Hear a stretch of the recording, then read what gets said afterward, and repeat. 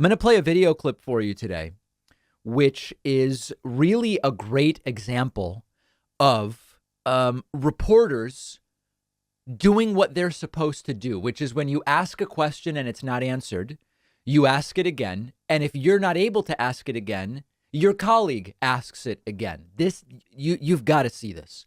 One of the things that was done in Arizona after the 2020 election was that an alternative slate of electors signed a document saying that they were the electors from Arizona. Now, you might remember Joe Biden won Arizona.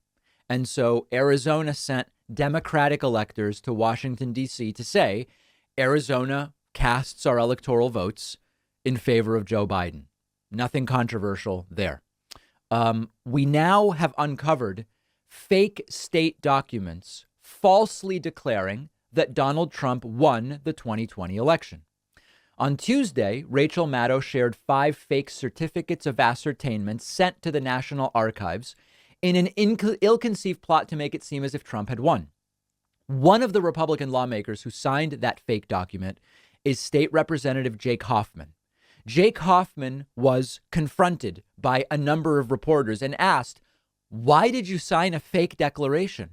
It's bogus. Joe Biden won. Why would you sign that?" Jake Hoffman seems to realize he may be in legal hot water here. He tries to avoid answering the questions. He's asked them again. And then look at how he simply implodes and says he doesn't know how he even ended up in a position to sign it. This is unbelievable. Take a look at this.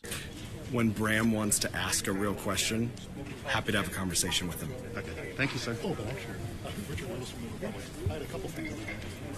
That being one of yourself as elector. Okay, so the question was, how did you end up being in the position of being an elector, given you're a Republican, Joe Biden won? Okay, so here we go. Let's see what he says. I'm asking you that question. One, to what authority did you find yourself as an elector? So in unprecedented times, unprecedented action is occurred. There is no case law.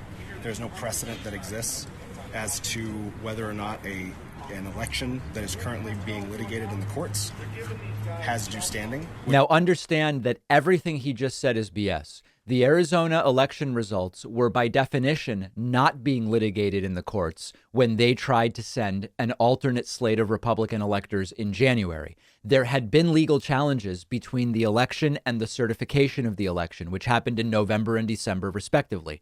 At the time that it was certified, it's no longer being litigated in court.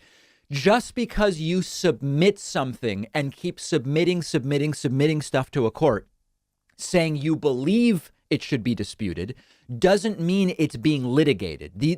Everything he's saying is untrue. Now, when he says there's no precedent, there's no reason to believe that you would be able to send an alternate slate of electors just for the hell of it because you keep filing disputes in court. The election had been, yes, disputed between November and December, certified, and at that point, it's no longer in dispute, legally speaking. So what he's saying is completely bogus. But watch how much crazier it gets. Which is why we felt it appropriate to provide Congress and the Vice President with dueling opinions.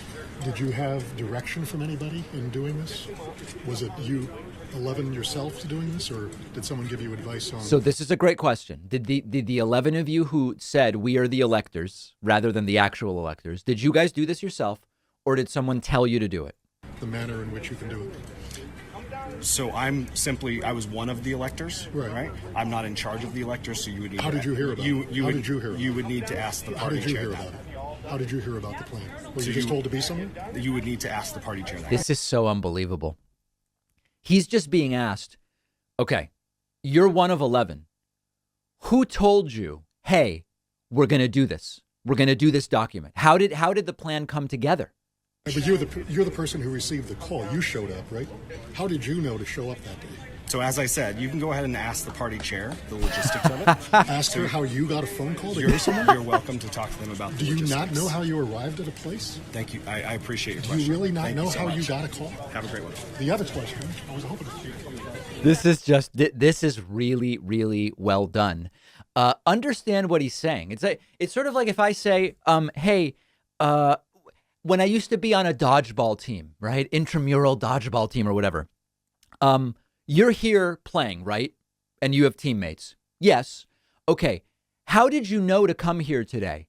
You got to ask somebody else. No, but I mean, like, is there a schedule? How did you, because you want to play dodgeball and you think playing dodgeball is good, but how did you know to be here at 6 today? Like, is that part of a league or, oh, no. It doesn't make any sense. And this guy realizes that he's in legal hot water.